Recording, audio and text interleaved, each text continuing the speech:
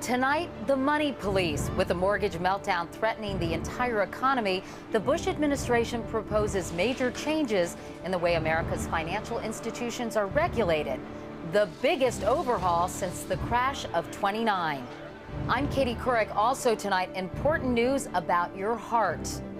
More evidence that a popular cholesterol-lowering drug does nothing to prevent heart disease, but surprisingly, a diabetes drug might. And a heartbeat away, how the presidential candidates search for the perfect running mate. This is the CBS Evening News with Katie Couric. Good evening, everyone. Well, clearly the federal regulations already in place did nothing to stop the mortgage mess and all the economic pain it's caused. So today, Treasury Secretary Hank Paulson rolled out a plan to overhaul the way financial institutions are monitored. It is the biggest overhaul since the Great Depression, and it will give the Federal Reserve new oversight authority, and there will be more monitoring of lenders. Anthony Mason has details.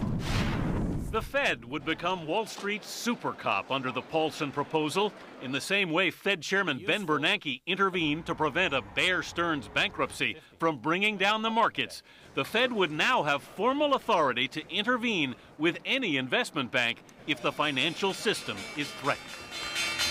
It will have broad powers and the necessary corrective authorities to deal with deficiencies that pose threats to our financial stability.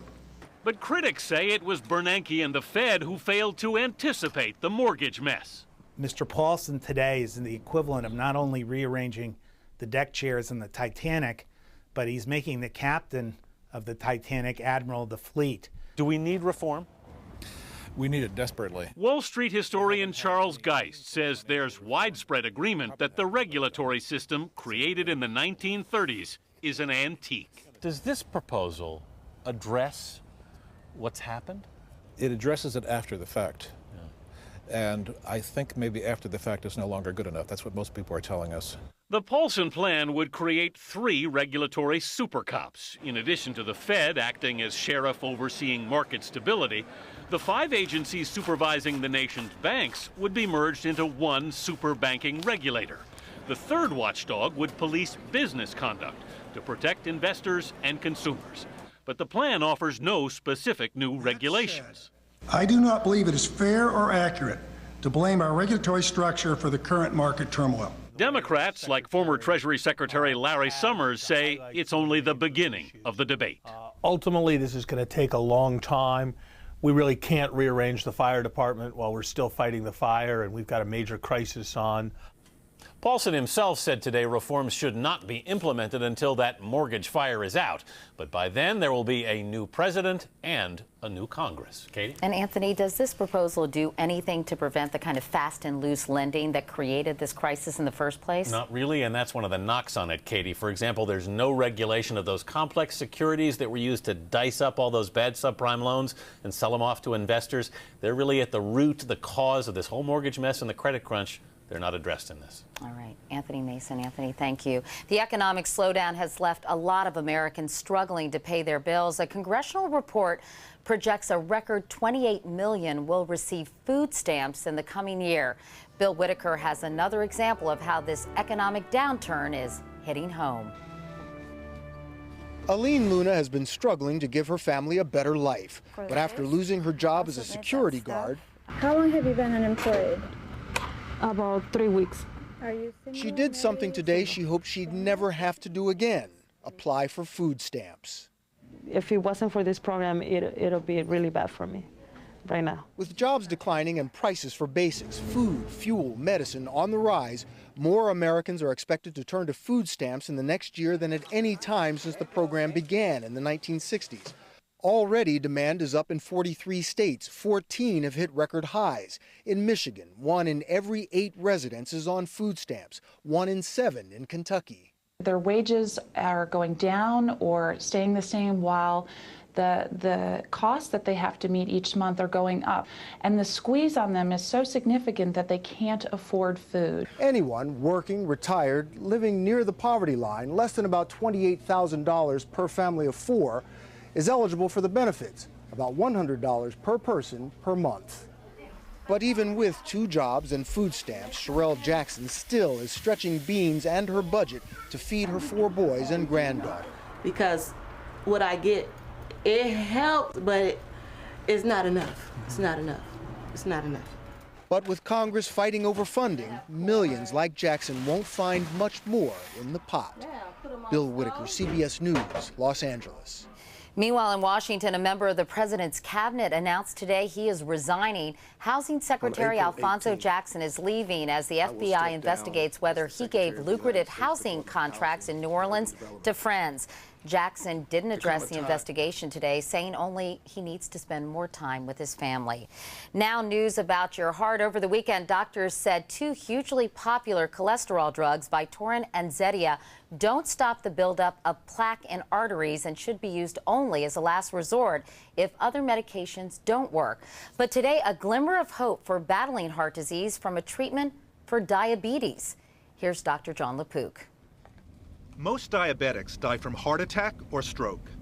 A study presented today by Dr. Stephen Nissen offers hope for the roughly 20 million Americans with type 2 diabetes.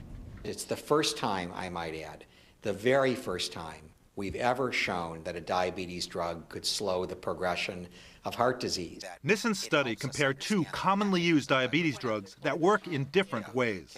Amaryl causes the body to make more insulin, the hormone that lowers blood sugar. Actose makes the body more sensitive to the insulin it already has. Patients taking both drugs lowered their blood sugar roughly the same, but those taking Amaryl had plaque buildup in the arteries of the heart, while those taking Actose had much better news. The group that got the insulin sensitizing drug, Actose, they had no progression of coronary disease. Doctors treating diabetes believe it's not just lowering blood sugar that's important in preventing heart disease. While I try to get my patients to have perfect blood sugars, I'm more concerned that their blood pressure is perfect and that their cholesterol is lowered with a statin. It's just not enough to know that the drug lowers blood sugar. We need to know what it's going to do for heart disease and the other serious complications that come with diabetes. This study was funded by the makers of Actose, and whether preventing clogged arteries translates into fewer heart attacks and stroke will require more research. Katie? And John, there have been so many studies recently about a number of drugs and heart disease. At this point, people are probably really getting confused. So what would you advise them to do? Bit by bit, I know it sounds confusing, but over the years, through studies like this, doctors are figuring out what drugs do we give what patients. And it's one of the reasons why deaths from heart disease have fallen dramatically over the last 20 years. What patients should do is not rely totally on popping pills. A little weight loss, some exercise, eating right. A lot of those people with diabetes might not even need any medicine in the first place. So drugs can be very helpful, but not necessarily a magic bullet, right? All right, Dr. John LaPook. John, thanks so much. If you'd like more on heart disease and how to prevent it, you can go to our partner in health coverage, WebMD.com, and simply search heart disease. Turning overseas, Defense Secretary Robert Gates said today the drawdown of U.S. troops in Iraq will continue despite the recent violence there. There were new attacks today on Baghdad's fortified green zone, mortars fired from the Shiite stronghold of Sadr City. There was also sporadic gunfire in the southern city of Basra, despite calls for a ceasefire from radical cleric Muqtada al-Sadr. His forces have battled with Iraqi troops for the last week. There is much more CBS News ahead, including a return to Chernobyl, a rare look inside the danger zone 2 decades after the nuclear disaster. But up next, Match.com can't help them, how the presidential candidates will choose a running mate.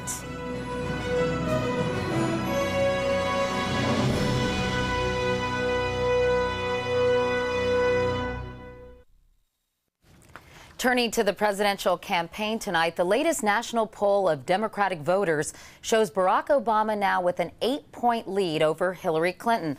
Looking ahead to the general election, Republican John McCain has just a 1-point lead over Obama among registered voters, and McCain leads Clinton by 2 points. With the GOP nomination locked up, McCain today began a tour to reintroduce himself to voters. The first stop, Mississippi, where generations of McCains were born and raised. Meanwhile, the biggest decision the presidential nominees will make is choosing a running mate. The stakes are high, and the guessing, speculation, and handicapping have already begun. It's Washington's favorite parlor game, speculating over who John McCain will select as his vice presidential running mate. The guessing has already begun, but the process usually takes months, with a behind-the-scenes dealer heading up the search. Every candidate appoints someone to help with the vice presidential selection process. What is the role of that individual? The Sherpa, the guide.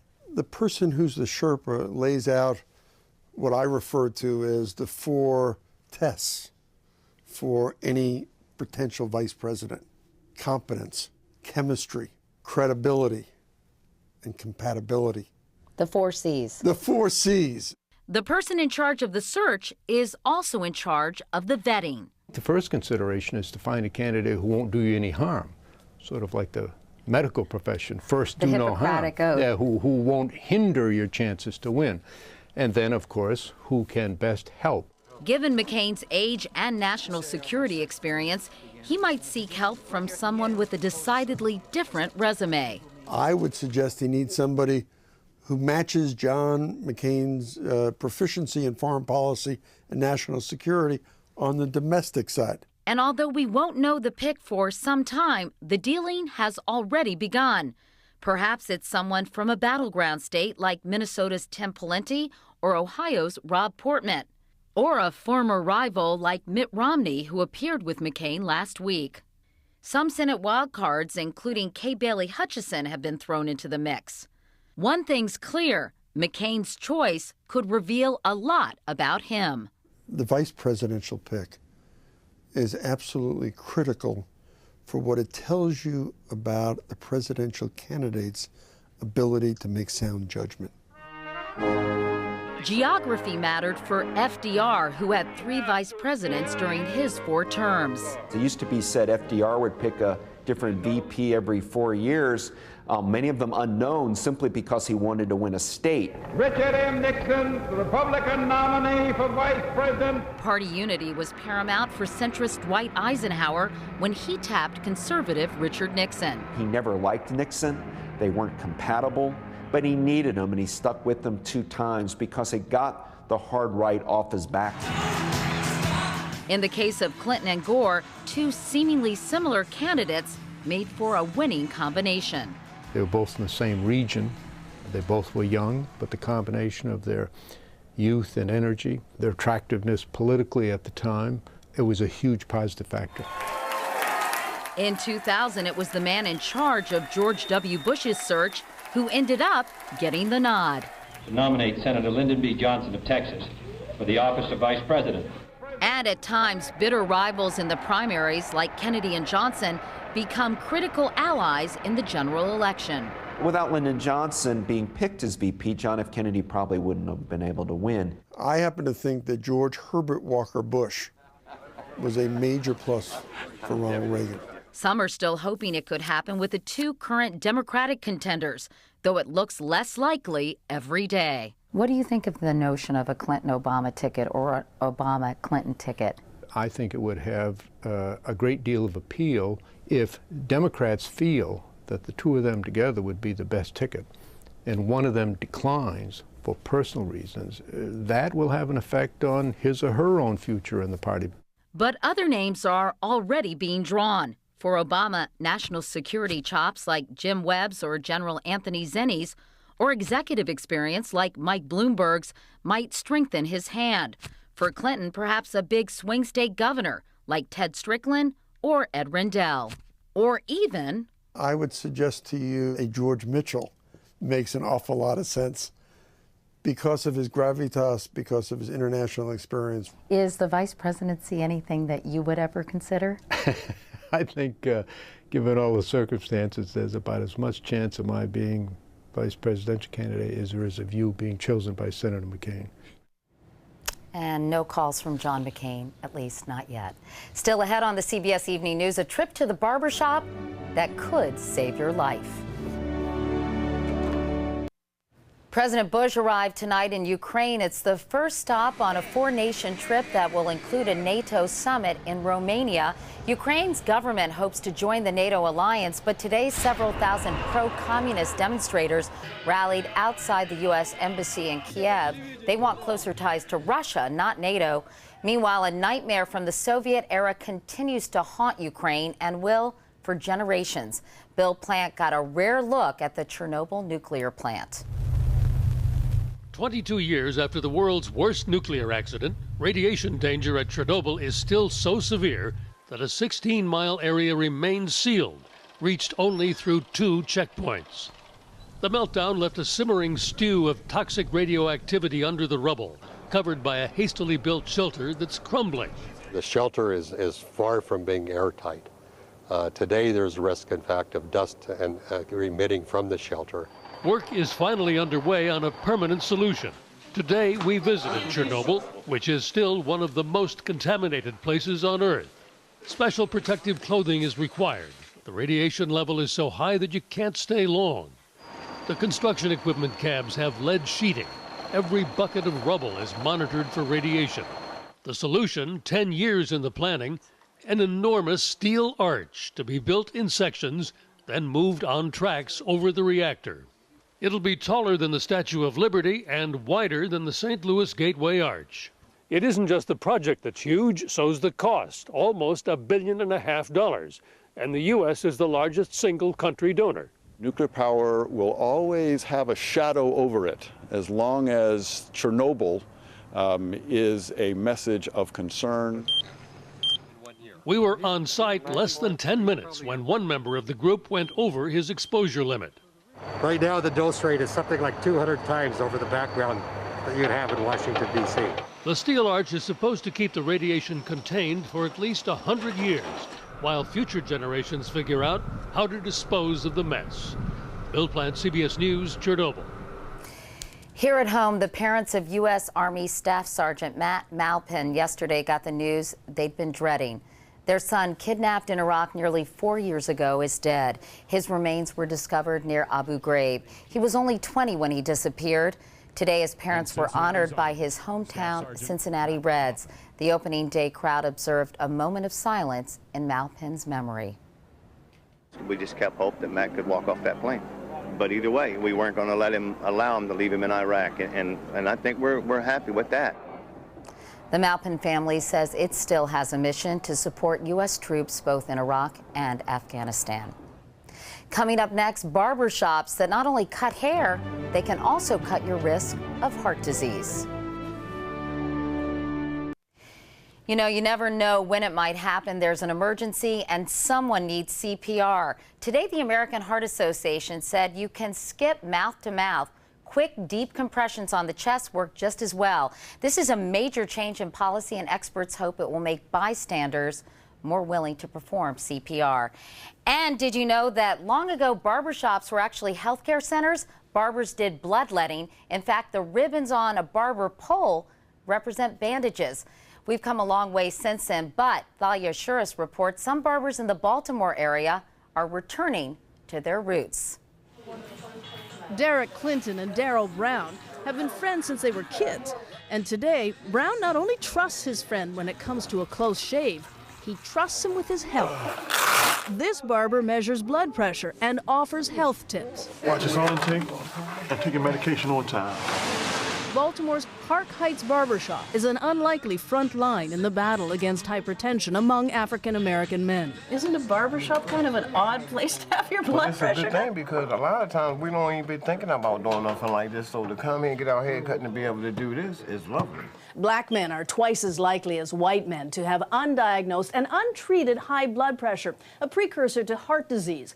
That's the #1 killer of African Americans. We're asking you to become semi-doctors. Cardiologist Elijah Saunders of the University of Maryland School of Medicine helped launch Hair, Heart, and Health. In a 6-week course, you're going to feel the pulsation, and that's called his brachial artery. Barbers learn to measure blood pressure and when to send their clients to a doctor. Pulse was 69. Why the barbershop? Why go into the banks? That's where the money is. So we go in the barbershop because that's where men are. This is the black man's country club. You come here and you talk about politics, everything.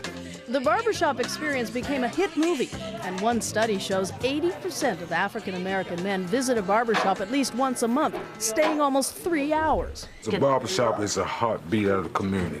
So do you feel like you've been saving lives? Yes, definitely. I think it's saving, because it wasn't for him, I would not be there. Daryl Brown, on the advice of his barber, finally saw a doctor, started blood pressure medication, and dropped 30 pounds. I look good, my health good, so what can I ask for? Can't ask for more than that. Just what the doctor and the barber ordered. Thalia Assures, CBS News, Baltimore. He does look good. That is the CBS Evening News. I'm Katie Couric. Thank you for watching. I'll see you back here tomorrow. Good night. For news 24 hours a day, click on CBSNews.com.